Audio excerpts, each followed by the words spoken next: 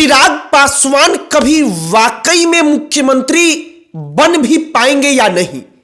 चिराग पासवान के जो पिता रामविलास पासवान थे वो कभी लालू और नीतीश के बड़े नेता माने जाते थे, लेकिन ऐसा क्या हुआ कि पूरा का पूरा पासा पलट गया और रामविलास पासवान लालू नीतीश से पिछड़ गए। चिराग पासवान के पास आखिरकार वो कौन सा चीज है जो उनको सीएम बना सकता है और वो कौन सी चीज है जो मुख्यमंत्री की कुर्सी से उनको कोसों दूर कर सकता है। हमने सोचा कि आज वाकई में रामविलास पासवान ने क्या गलती की और चिराग पासवान उसे दोहरा रहे हैं या फिर चिराग पासवान उसे सुधार रहे हैं। इसके बारे में जरा चर्चा किया जाए, बातचीत किया जाए और चर्चा किया जाए कि कितने विधायक चिराग पासवान अगर जिता पाने में कामयाब हो गए तो चिराग पासवान मुख्यमंत्री बन सकते हैं। हम एक एक करके सब कुछ आपको बताएंगे, सब पर हम सब मिलकर के चर्चा करेंगे, बातचीत करेंगे। लेकिन उससे पहले हमारा नमस्कार स्वीकार करिए। हमारा नाम मोहित कुमार सिंह है। सबसे पहले अपने भारत देश में दो प्रकार की पार्टियां हैं। एक पार्टी जिनका कैडर बेस्ड वोट है, वो इतना मजबूत है कि वो अपने कैडर वोट के बदौलत ग्राउंड पर मजबूत रहती हैं। दूसरी पार्टियां हैं जिनका कैडर वोट नहीं है, बल्कि वो पार्टियां उनके प्रत्याशी कौन होंगे, वो किस गठबंधन में रहेंगे, इस बात पर निर्भर करते हैं। मसलन उदाहरण के लिए आप समझिए कि रामविलास पासवान एक वक्त पर लालू नीतीश से बड़े चेहरा थे, लालू नीतीश से पॉलिटिक्स में बड़े नाम थे, लेकिन पूरा का पूरा गेम पलट गया। यह गेम इसलिए पलट गया क्योंकि लालू प्रसाद यादव ने जब आरजेडी बनाई, वो सीएम बने। सीएम बनने के बाद उन्होंने अपनी पार्टी बनाई तो उन्होंने अपना कैडर बेस्ड वोट मजबूत किया। नीतीश कुमार जब उनसे अलग होकर अपनी पार्टी बनाते हैं तो उन्होंने अपना कैडर मजबूत किया, अपना कैडर बेस्ड वोट जो होता है उसको मजबूती प्रदान की और वो उनकी ताकत बन गई। रामविलास पासवान वहीं से पिछड़ते चले गए। रामविलास पासवान नो डाउट लालू नीतीश से एक जमाने में बड़े राजनेता थे, लेकिन कैडर वोट उनका मजबूत नहीं हो सका। अब कैडर वोट क्या है आप जरा वो समझिए। मान लीजिए कि बीजेपी है और उसी प्रकार से चिराग पासवान की पार्टी लोक जनशक्ति पार्टी रामविलास है। अब बीजेपी के टिकट पर अगर कोई प्रत्याशी चुनाव लड़ता है तो वहां पर जो भारतीय जनता पार्टी का कैडर है, जो वोटर है, वो इतना मजबूत है कि उस प्रत्याशी को उसका फायदा मिलेगा। चिराग पासवान की पार्टी से अगर कोई प्रत्याशी चुनाव लड़ता है तो चिराग पासवान की पार्टी से ज्यादा उपयोगिता उस प्रत्याशी की कितनी ताकत है, उसका अपना चेहरा वहां पर कितना लोकप्रिय है, यह मायने रखेगा, क्योंकि चिराग पासवान की पार्टी का कैडर वोट उतना मजबूत नहीं है। और एक और बात है, जैसे रामविलास पासवान ने अपनी पार्टी बनाई, उनकी पार्टी साल 2005 के फरवरी में अच्छे खासे विधायकों को चुनाव जिताती है। वो सरकार बनाने की स्थिति में आते हैं, मतलब कि उनके बिना सरकार बना पाना संभव नहीं था, लेकिन वो विधायक अचानक से टूटने लगते हैं। ऐसा इसलिए हुआ क्योंकि वो तमाम विधायक पार्टी के कैडर वोटर्स को अपने साथ जोड़कर चुनाव नहीं जीते थे, बल्कि वो पार्टी के विचारधारा के लिए उसके साथ नहीं थे, बल्कि वो तमाम लोग बाहुबली थे। उन तमाम लोगों को बस टिकट चाहिए था, वो चुनाव अपने दम पर भी जीत जाते। और इसीलिए आप गौर करेंगे जो तमाम छोटी पार्टियां हैं वो मात खा जाती हैं जिनका कैडर बेस्ड वोट मजबूत नहीं है।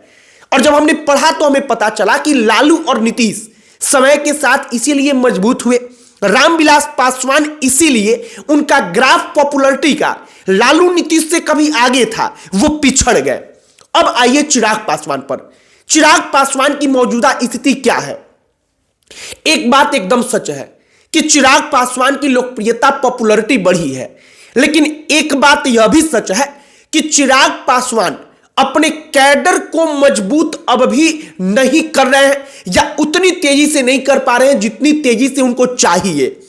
कैडर मजबूत होने का मतलब कि अगर चिराग पासवान की पार्टी अपने दम पर अपना वोट क्रिएट करेगी, जमीन पर अपने समर्थकों की फौज खड़ी करेगी, तो वहां से जो लीडर निकलेगा, जो चुनाव लड़ेगा, जो चुनाव जीतेगा, वो विचारधारा से प्रभावित होकर चिराग पासवान की पार्टी के साथ रहेगा, तो उनके टूटने का चांस कम होता है, नाम मात्रा के बराबर होता है। लेकिन जो लोग पहले से पैसे वाले होते हैं, बाहुबली होते हैं, वो अचानक से आते हैं, इन पार्टियों से टिकट लेते हैं, चुनाव लड़ करके वो विधायक सांसद बन जाते हैं, ऐसे लोगों के टूटने के हाई चांस होते हैं, क्योंकि वो विचारधारा से पार्टी की नहीं होते, बल्कि उनको सांसद या विधायक बनना था, वो पैसे वाले थे, बाहुबली थे, तो वो पार्टी के साथ चले आए। तो कुल मिलाकर हम ये समझाने का प्रयास कर रहे थे कि कैडर वोटर मजबूत करना क्यों जरूरी है। अब आइए इस सवाल पर कि क्या चिराग पासवान मुख्यमंत्री बनने की रेस में है, क्या वो कहीं आसपास भी दिखाई पड़ रहे हैं? तो इसका जवाब है कि चिराग पासवान को लेकर केवल एलजेपीआर मतलब उनकी पार्टी लोक जनशक्ति पार्टी रामविलास में एक उत्साह नहीं है, बल्कि सच पूछिए, आप गांव वगैरह में जाएंगे, अलग अलग क्षेत्रों में घूमेंगे, तो भारतीय जनता पार्टी का वोटर, जो अगड़ी जातियों का वोटर है, वो भी कह रहा है कि चिराग पासवान को अगर बीजेपी आगे करे तो और बेहतर हो सकता है। मतलब चिराग पासवान के चेहरे पर उसको भी उम्मीद है। लेकिन बात हमने आपको वही कहा कि चिराग पासवान इससे सीएम नहीं बन जाएंगे, बल्कि सीएम वो तब बन पाएंगे जब वो एक प्रकार की मजबूरी बन जाए कि जिस पार्टी के साथ वो रहेंगे, हर पार्टी को लगे कि सरकार उसी की बनेगी। जैसे नीतीश कुमार है, भले उनकी सीट कम हो जाए, भले उनका वोटिंग प्रतिशत जो होता है वो कम हो जाए, उनकी पार्टी को वोट कम मिले, लेकिन फिर भी नीतीश कुमार सबके लिए मजबूरी है कि अगर सरकार बनानी है तो नीतीश कुमार की जेडीयू का समर्थन हमको चाहिए ही चाहिए।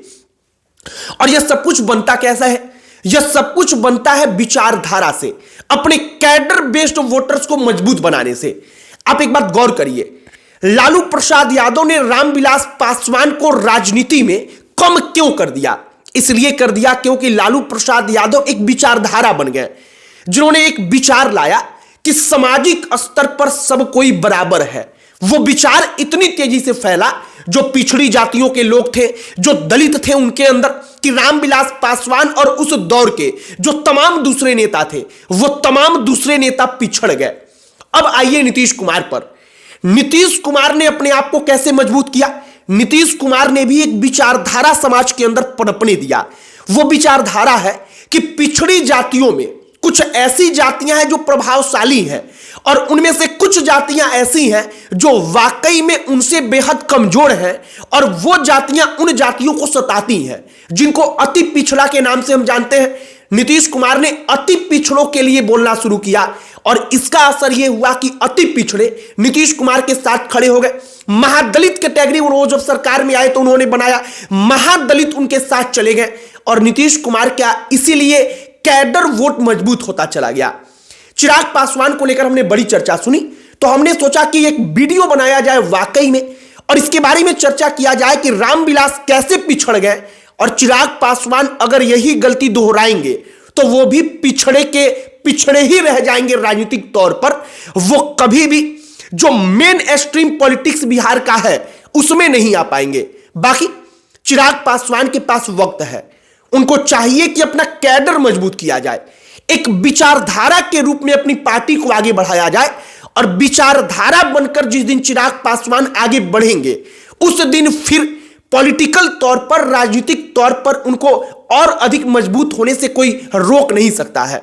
बाकी हमने रामविलास पासवान के जरिए ये बताने का प्रयास किया कि कैसे वो एक वक्त पर लालू नीतीश से बड़े थे, लेकिन लालू और नीतीश ने उनको पछाड़ दिया, और चिराग पासवान कैसे भविष्य में सीएम पद को लेकर जो चर्चा हो रही है वो बन भी सकते हैं, और क्या गलती उनसे होती रहेगी तो वो कभी नहीं बन सकते हैं।